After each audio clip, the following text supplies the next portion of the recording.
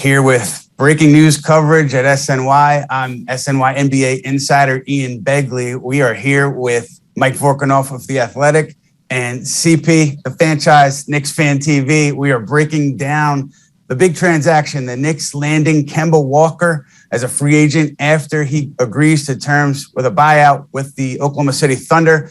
So the Knicks get their point guard. You know, there was talk of Reggie Jackson. There was talk of Dennis Schroeder, but I was told that they were never really high on those guys. They were seen as, plan B, plan C. And so you pivot to Walker and you have a New York City kid, Bronx, Rice High School, the Gauchos. He's coming home. Obviously, recently an all-star level player, dealt with some knee issues lately. So that's something to keep an eye on. But the Knicks have their point guard in place here. And CP, what was your first reaction when you heard the news? Kemba's coming home, on the heels of an epic Locks versus Dipset versus battle. You know, the energy in New York has been at a fever pitch since last night. So to hear this news this morning, I think it's great because it's a low-risk, high-reward move. Yes, we know Kemba has injury history. There's some durability issues there. The defense may take a step back. But listen, we have a shot creator. We have another capable three-point shooter, another guy that can play off-ball behind Julius Randle and R.J. Barrett, and another guy that can take pressure off those guys on the biggest stage in Madison Square Garden. Kemba knows what the pressure is here. He knows how to play here, and he can help us win some games. So I wasn't confident in just having Derrick Rose here as our lone starting point guard, and clearly the organization wasn't either. So having Kemba here gives us an insurance policy, another guy that can add depth to this rotation, and I like the deal. It's a low-risk deal for me. Mike, how about you? What was your first thought when you learned of the news? First of all, it was wow. It was a big move. We're third day into free agency, right? Usually the fireworks are off by now around the league, and it was some pretty good maneuvering, right? They executed not only Kemba coming to New York, but this involves Kemba taking a buyout from Oklahoma City to get there and clearing waivers. So there's still a few roads to cross, but this is a creative way to get their point guard, and they needed one. As a starting point guard, they needed it for depth. CP said Derrick Rose, as good as he was last year, does come with some question marks. The health is always an issue for him. We don't know if he can make it through a full 82-game season that they're returning to. But I really like it. I think the price would probably be cheap. We don't know what the salary is, but they can, I think, still sign him into their cap space. They had about $8 million left, along with their $4.9 million room exception. And if so, that's a pretty low risk for the type of player that he's getting. He was still an all-star in 2019-20, even though he missed about 20 games, give or take. So the talent is there. It's really, can they get his knee to a point where basically he's able to take the court? Right, Mike. 43 games last year, 57 games 2 years ago for Kemba Walker. I, too, was surprised when I saw the news and when I reached out to people on it, because I assumed that the Knicks were going to go, short-term for Dennis Schroeder, short-term Reggie Jackson, something to that degree, or maybe trade for a point guard because that seemed to be who was left. I did not see this move coming because I thought that OKC would try to maybe rehab Kemba, get him back on the court and make a trade. But here we are. And I think this is much better than the Dennis Schroeder scenario or the Reggie Jackson scenario. And I say that because in Kemba Walker, you're getting a player who obviously is very motivated. Boston let him go. He's got a lot to prove here. And I've known Kemba for a long time. I think since he was 16, which makes me feel very old. I used to cover him with the Gauchos and Rice High School. And you're not going to find a more quality individual than Kemba Walker. So he's going to fit in seamlessly to this culture that the Knicks are trying to build. Great person, great teammate. And I think that's important because he's going to be on a short-term deal. And I don't think he's going to be out there trying to do too much, trying to show the rest of the league that he's worth X amount of money when he becomes a free agent again. I think he's going to fit in seamlessly to this team approach. And if he can stay healthy, that's going to help Tom Thibodeau and this club move forward and grow. And CP, my question for you, though, is based on the other options out there, would you have wanted them to go after like a Schroeder, Reggie Jackson, or do you feel like Kemba was the best move for them? I think this was the best move. I mean, certainly they could have investigated a potential Sexton deal and what that might have cost, but this was a low risk move. You know, they didn't have to part ways with any assets. As Vork said, they have about $8 million in cap space to play with. They were able to use the cap creatively in terms of how they brought guys back, and those guys are being brought back on flexible deals as well. So now you get Kemba off the waiver wire. You're not parting with any assets. You're not parting with any young players. And again, a veteran guy who comes in, knows the stage, can deliver here for us and provide us some depth in the rotation. I thought this was a great move. Mike, speaking of that, you know, Elfrid Payton was a starter for most of last year, and now Kemba Walker comes in. I don't know if Rose is going to start or he's going to start. How much do you think he improves this team moving forward, Kemba Walker, that is? I think it's big for two reasons. One, they can now roll out a starting lineup of Kemba, Evan Fournier, RJ Barrett, Julius Randle, and either Noel or Mitchell Robinson. Taking a big leap from what they had last year, right? You take those 15 to 25 Elfrid Payton minutes off the table altogether. That's huge. That's a win in and of itself. Now you're not starting starting 6 minutes into the first quarter down 4 or 5 points like they regularly did last season. But I think the other big point is now there's a lot of depth there. So they keep Quickly and Derrick Rose together off that second unit. That was a very good combination for them. I think off the top of my head, they were like plus 10 points per 100 possessions when those two guys played together last season. And look, Kemba's got injury concerns. Derrick Rose has injury concerns. But now you got kind of each other to backstop those. And you hope that both those guys are not both injured at the same time if the worst comes to worst. So, they can help mitigate that. So I don't know if this makes them a definitive playoff team. I think the East is going to be much harder next year. I know I got some stuff for that for tweeting something so simple and like that. But like the East is getting harder. Chicago's better. I think Indy will be better. I think Boston will be better just because of the pieces that they lost and how that's going to improve them. So the Knicks are still, you're going to have to fight just to get into that top 6, right, and avoid the play-in tournament. But I think this move definitely helps them. And when you look at defensively with that group, the thing that I wonder is Reggie Bullock was so key to the Knicks defense last year. And now you have Evan Fournier, Kemba Walker, Elfrid Payton. I'm not sure how that impacts things defensively, but that's something to keep an eye on. But CP, for you, when you look at this move, how much do you think Walker can help this roster? And how much of a factor do you think it is that he can be a mentor to some of these young guys in that Knick locker room?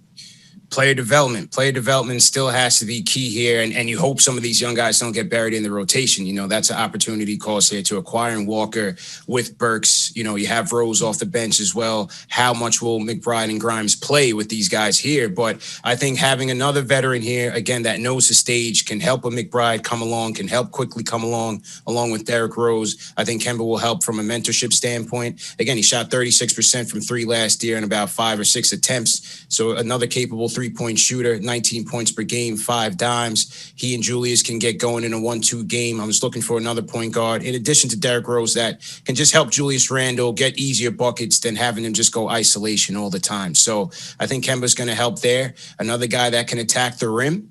And again, just put pressure on defenses, help us create advantages on the offensive end so that, it's not just iso ball all the time. Yeah, you know what? One thing that this move potentially does is it allows the Knicks to continue to have Derrick Rose and Emmanuel Quickly coming off the bench, that backcourt. We saw Rose really help Obi Toppin out and make Toppin really productive in that second unit. Maybe that's something that can continue now with Kemba. We've got a question from A. Mesco. A. Mesco wants to know, do we have any money left? We don't have Bobby Marks with us, so we'll turn to Mike Vorkunov, our cap expert. Is there any money left for the Knicks at this point, Mike? I'm a very cheap impersonation of a caps expert. From my understanding, I think if they sign Kemba into that cap space, they still have that $4.9 million room exception. I think, and Ian and CP, correct me if I'm wrong, but this is the 15th guy on the roster, essentially, right? So they're kind of out of caps, just roster space with Taj with number 14. And that's assuming if they only bring Miles McBride and Quentin Grimes as the rookies that they bring over next year. I mean, theoretically, I don't know what they've talked about with McBride's agent, but they could sign him to a 2-way deal, which is, a lot better for, I think, 2-way players next season because of the terms that the NBA and the union have worked out where, there's just allowed to be with the team all season long, I think now. So that would open up another roster spot for them and use that room exception. But I think they have some wiggle room. It doesn't seem like much, though. Yeah, I think that's the case with that exception. And Mike, don't forget about a roster spot for Theo Pinson. I would assume that if there's something to be worked out there, it'll be worked out. So that might be the roster. I mean, you have flexibility. Vildoza, not saying that they'd want to waive him, but if they wanted to, they could waive him at any time. So there's a little bit of flexibility there. But this seems to be it at the moment. And CP, you look at this offseason in totality, you know what they did night one, Nerlens Noel, Alec Burks, Derrick Rose, Evan Fournier, you know what just happened this morning. What do you think about the offseason as a whole? How would you grade this Knick offseason? On a scale of 1 to 10, I put it at about a 6 or a 7. I don't think it was great, but I don't think it was terrible. I think when you look at the fact that they got team options on these guys that they're bringing back, they've added some flexibility to the cap. Now you're looking at potential sign and trade scenarios down the road. You know, you're bringing back the same team that got you to a 4th seed. I thought Alec Burks' deal, I liked his pickup. I like Derrick Rose. Again, Kemba coming in was a great pickup now. You know, this team is still going to be competitive. Again, it wasn't the greatest, but I don't think this free agency class on a whole was that great to begin with. So I like the fact that they're bringing it back for continuity, for stability, which I think is also important. And again, you keep the deals flexible so that you can have some maneuverability down the road. So I would grade it about a 6 or 7 out of 10. I'm with you there. I think that the flexibility on the back end of all these deals matters. But certainly I thought that they would go bigger at point guard. They didn't, but we'll see. You know, you're running it back basically from a 41-win season. You have Kemba Walker instead of Elfrid Payton. You have Evan Fournier instead of Reggie Bullock. We'll see how it goes. Mike, what about your thoughts just generally on their offseason so far? I like it a lot more now. I think it was interesting the things that they're prioritizing. You mentioned kind of defensive concerns a little bit because they are losing Bullock, who was their best perimeter wing last season. But I thought they had some room to spare just in terms of defensive efficiency. I think they're 4th in the league in defensive rating. So even if they drop down a few slots, and I don't expect them to go down very far because they still have their defensive anchors at center. And Tom Thibodeau is always going to push the team to whatever point they can get to on defense. The gains that they can potentially make on offense should offset that. I think for the last 2 or so months of the season, they were 13th in the league in offensive rating, somewhere around there. So that's a top half of the league team. The 3-point shooting was great. If they can be a top half of the league team offensively all season, and still keep somewhere around a top 6, top 7 defense, that's a pretty good team. That's a recipe for being a top 6 team in the East. Obviously, there are concerns, a lot of them in the injury-wise, but they're building a team that can really, and this is something we probably should talk about, take the burden off of Julius Randle with the amount of ball handlers and playmaking that they now can put on the floor around them with Fournier, Walker, Barrett, Rose, quickly, like whatever the lineup combination is going to be. But this is the help that he so sorely missed in the playoffs last season. It's a great point about Randle, and that was one of the goals coming into the offseason, I think, to get some more shot creators. That's why there was interest in DeMar DeRozan. That's why they ended up with Evan Fournier. And so you look at this, I think, in the big picture, and a couple of the themes that jump out to me are there's still flexibility because you didn't commit big money long-term to anybody. I mean, the contracts on the first night, some of them were big money, but you have flexibility on the back end of those deals.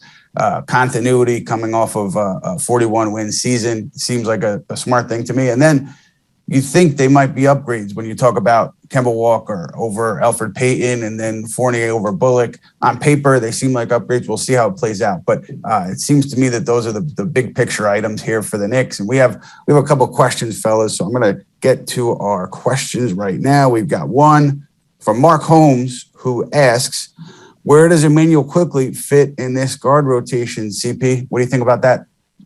As Vork said, I think they run it back with D Rose, Quickley, and Burks. That 3-headed guard rotation, you put in Obi in there and Noel. I think that'll be your second unit for now. I think the guys that are on the outside looking in will be McBride and Grimes. So I think Quickley will be right there with Derrick Rose and Alec Burks coming off the bench with that second unit. And one for you, Mike, from Ari Michael. Does this mean that Frank Ntilikina, one of the most polarizing players in recent Knick history, is gone? I would think so. Be careful what you answer, because either way, you're going to have half the fan base upset with you. But go ahead. I know. I tweeted when he didn't get that qualifying offer that, Knicks fans, the pro and anti-Frank camps are further apart than Democrats and Republicans, and I still think it's true because the responses I got sure filtered to confirm that. Yeah, I mean, we might have to pour out a nice French wine for Frank leaving. I don't know if there's a roster spot for him. I mean, Ian, CP, correct me if I'm wrong. The roster spot's not there. I don't think he was going to get a big contract or even anything close to like the mid-level when he hit free agency. But I just don't see how there's room or money to bring him back. And I don't know why he'd want to come back. It doesn't seem there's playing time available for him either. And at this point, he's, I think, 23. He probably wants to go to a place where he can develop, where he can play, where he can show that he belongs in the NBA. And I just can't see him getting that chance in New York. Yeah, I see the door pretty much closed as well, unless they open up a roster spot via trade. I know he likes New York, and I think that he maybe would consider coming back here if the money was right. You know, it's one team that I kept hearing throughout the season was the Clippers on Ntilikina. I don't know how strong their interest is. I don't know if they're still interested, but I think he will end up somewhere. And I know that there's going to be a large segment of the fan base that's going to be keeping an eye on his box scores and his plus minus every night and see how he's doing. But I think it's a long shot for him to come back here at this point. And the one thing I'd say about that is I'm a little bit surprised that they didn't trade him over the course of his career prior to getting to this point, because figured you could get something back for him as opposed to losing him for nothing. But that's how things go. That's what they decided to do. And so, Mike, when you look at this team, 41 wins coming off last season, 4th seed in the East. You mentioned a lot of other teams in the East getting better. Chicago obviously jumps out at me. Do you think that they can they like improve on the win total, or is it inevitable that they're going to backslide no matter what they did? I don't know. I kind of, if I had to guess, I think they would, finish with about the same winning percentage as they did this season. I think the important thing that they did here is they almost guarded against kind of regression from the players that they brought back, right? There is a chance that Julius Randle just isn't as good as he was this past season, right? The shooting numbers were crazy for him last year, 41% from threes. He became pull up off the dribble guy. Like, we didn't see that before him. And so, the regression for Nerlens Noel, regression for Alec Burks, like who knows if RJ Barrett can be a 40% 3-point shooter again. So if they did get that, now they have players with Fournier and Walker who can kind of guard against it, and you include some growth for quickly. Yeah, I think maybe that ends up in the same place that they do this year, but they kind of get there differently. And I think the upside is now a little bit higher than it was before the Kemba signing. And CP, one for you on Frank Ntilikina. Do you agree with Mike? Do you think that there's no way he's coming back? Is this it for him? I think this is it. I think there's way too many veterans here that are guaranteed playing time. I think Frank should go somewhere where he may have a window of opportunity to go and play and fill a role as a wing off the bench somewhere. So I wish him well. The debates were great between the Frank Hive and the Frank haters, but I think it's over, man, unfortunately. CP, what about the idea that this team coming off a 41-win season, can they improve based on what we've seen? Will they backslide? When you look at the big picture in the East and where the other teams went this offseason, what do you think? Well, a few things, again, the durability of the two guards. We know Kemba last year, he didn't play back-to-backs for Boston. D Rose seemed to be on a minutes restriction until the playoffs. So we'll have to see how they manage their minutes creatively. How will the defense be impacted? As much as Peyton didn't help us offensively, Tibbs liked him as a big guard that was switchable on the defense. He put Bullock in there as kind of our jack of all trades, a guy that could guard 1s, 2s, and 3s, sometimes the toughest player on the opposing team. So we'll see how we do defensively. But as Vork said, I think these acquisitions of Kemba and Fournier kind of hedge up against a potential regression by RJ and Julius, those high shooting numbers that they had last year. You know what you're going to get from Kemba and Fournier, good 3-point shooters, guys that can move the ball, keep the offense flowing. And then again, you're bringing back that three-headed monster, Rose, Quickly, and Burks off the bench. I think they can hover between, say, 4 and 6, 7, because Chicago's gotten better. You have to factor in the Hawks will be a mainstay coming off of last playoffs. Pacers have gotten better, Celtics. So the East is going to be very competitive, no doubt about it. Yeah, I think you guys hit it on the head because it all depends on health, and we don't know how everybody's going to hold up over the course of the season. I'll just go back, though, to the idea that Derrick Rose, for everything he did on the court for the Knicks last year, he was also big for the young guys. Emmanuel Quickly, Obi Toppin talked about it again and again, just how much No, he helped them out. He was in their ear pointing things out about NBA life on and off the court. And I think you'll get the same from Kemba Walker. So I don't think you could find a better point guard duo to mentor a young player than Kemba Walker and Derrick Rose. So I think that's going to benefit Manuel quickly, great deal, and it's going to benefit the other Knicks a great deal. How much it translates to winning on the court, I think remains to be seen. I don't think they can really surpass what they did last year. Maybe I'm wrong about that, but 41 wins, or the winning percentage, I should say, is work reference. That was a strong winning percentage. It's going to be tough for them to get beyond that, but I think they could stay there. And that to me is a win given how the offseason played out. CP, when you look at the future here, I mean, do you think that we always talk about, chasing a star, going after a star? Do you think that they're still well positioned to do that if the opportunity presented itself? Yeah, absolutely. I think when you look at the flexibility of the contracts that they have with Fournier, Burks, Rose, Noel, the guys that they brought in, they still have a war chest of about 6 first-round picks and 9 seconds within the next 4 years. And we'll see how their young players come along. Hopefully that trade doesn't include RJ Barrett, but we'll have to see what happens, in the future. I think the Dame trade is still something to keep an eye on, maybe at the deadline or next year, because Portland certainly didn't do him any favors in their offseason. So we'll see, what happens there. But when you look at the 2022 free agency class, Steph has already signed his deal. If Dinwiddie goes to Washington, maybe Beal signs his deal. Chicago's doing all they can to keep Zach LaVine. So I think in the meantime, continue to stay competitive, continue to build with your assets, develop the kids. Don't forget the kids, Tibbs, and just be ready. Be ready for when that deal presents itself and see what we can do from there. And speaking of the kids, Mike, we got one final question from Bob Pellegrino. He asks, do you think the Knicks will not be committed to developing Quickly, Grimes, and McBride? If they won't play, should we trade them for draft capital? Here we go. Already with the trade rumors. Wow. Damn. McBride and Grimes haven't even played yet, and they're already getting traded. I love it. The Twitter GMs are out in full force. Thank you, Bob. Mike, what do you think? Will they get an opportunity? Look, I don't see how Quickly doesn't get minutes. They need him. Like the way this roster is formed right now, they need him to play next year and to perform better than he did last season. I would think him and Rose are the backcourt off the bench, right? And we saw how well they played. So I'd expect them to get somewhere around 25 minutes again.